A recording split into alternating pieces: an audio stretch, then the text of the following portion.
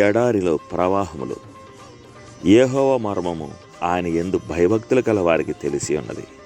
కీర్తనలు 25:14.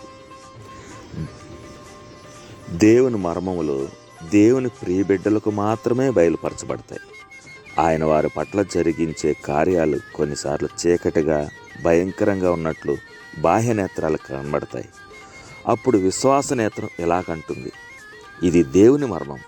నీవు పైపైనే చూస్తున్నావు, నేనైతే లోతుగా చూచి దాని చాటును దాగి ఉన్న భావను గుర్తిస్తున్నాను అని.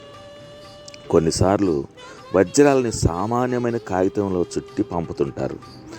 అలా చేయడం వలన అవి వెలగల వస్తువులు కాదని భావించి దొంగిలించరని వారి ఉద్దేశం. అరణ్యములో నాటబడిన ప్రత్యక్షపు గుడారము పైకి విలువైనదిగా కనబడలేదు. అయితే చాలా ప్రశస్తమైన వెలగల వస్తువులు దాని లోపల దాచబడి కప్పబడి ఉన్నాయి.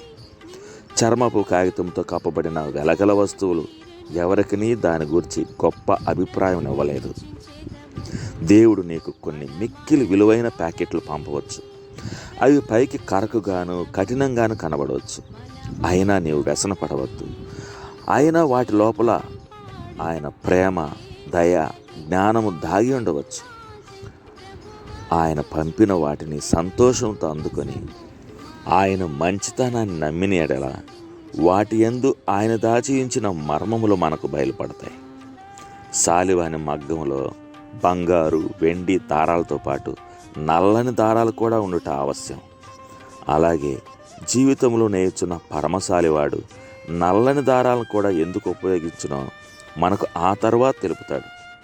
క్రీస్తు ద్వారా నిపుణుడైన వాడు ప్రతి పరిస్థితిని తన వశమందుంచుకొనగలడు.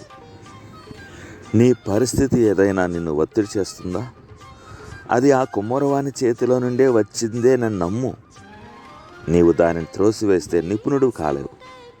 కానీ దానిని అంగీకరించి దానిలో నీ హృదయం నుంచి అభ్యసించినప్పుడే నిపుణుడు కాగలవు. అది నిన్ను సౌందర్యమునకు, ఘనతకు కారణముగా నుండుటకు మాత్రమే కాక నీకు కావలసిన సరఫరాను సంపాదించుటకే అది నీ యొద్దకు పంపబడింది.